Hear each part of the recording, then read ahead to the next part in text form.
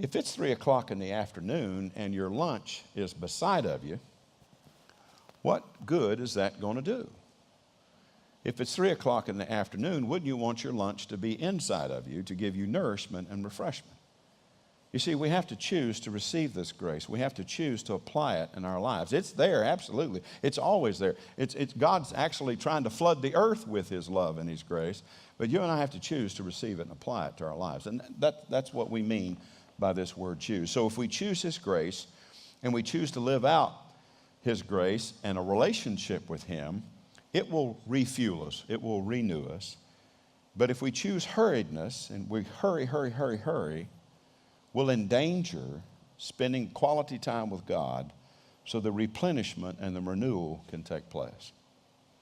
So here's some suggestions of how to help us with that. First, number one, be intentional with people over performance.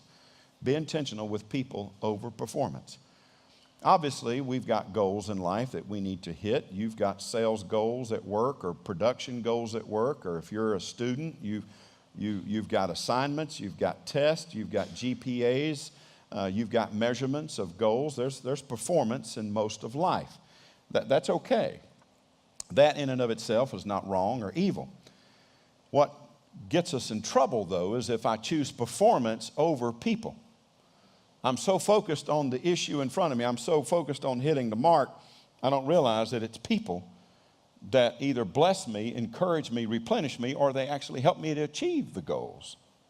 For example, if you run a company or you're a CEO or a manager and you come to me and say, Charles, the most incredible thing about our company is our technology, or the most incredible thing about our company is our systems, and systems are very important. Don't let me underestimate them or their importance, but I would say to you, the most important thing about your company, the most important thing about your institution or your nonprofit or your organization, hopefully, is your people.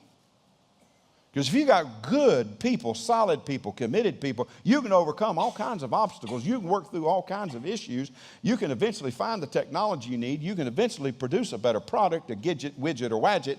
But if you're in trouble is if you don't have good people. You're only as good as the people you surround yourself with. There was a CEO a few years ago that had 12 senior managers with him, and he was having a good powwow, and that's always important to get together, motivate your staff. And he said, he'd been studying some leadership stuff and had gotten back from a CEO meeting of the Fortune 500 companies. And he said, before we go out the door, I just want to say that, I'm trying to grow as a leader and trying to improve. And if you should ever have any suggestions of how we might be a better company or I might improve in my leadership, you're my immediate team. I'd like to hear from you. So they finished up and everybody headed towards the door. And this one guy who had only been at the company for 9 months, he'd been in the military for 6 years as an officer. He started to go out the door and he turned over and he said to the CEO, he said, did you really mean what you just said? And he said, what part? He said, well, towards the last, if I have any suggestions about the company or how you might improve or whatever, are you really open to that? And he said, well, yeah. And he said, well, I just came from the military, and when I stood before my colonel, I would say permission to speak freely. And then when the colonel said permission granted, I knew I could speak freely. Is that really the case here? Because I'm new to the company, I just want to know. And he said, well, yes.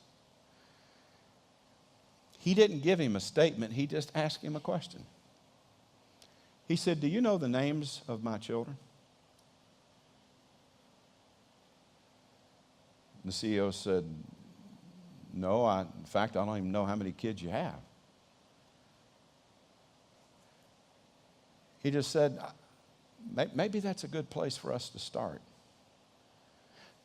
Not that we want to make everything personal, but I just feel like if you knew the names of my kids and I knew the names of your kids, and we could probably handle that in a couple coffee break meetings and just get to know each other. The CEO took that question to heart. He not only knew the kids, he knew what they were involved in if they played sports, and things began to take on a different flavor among the CEO and his 12 immediate reports. You see, people always trump performance. In fact, you won't get the performance you really want until you invest in people.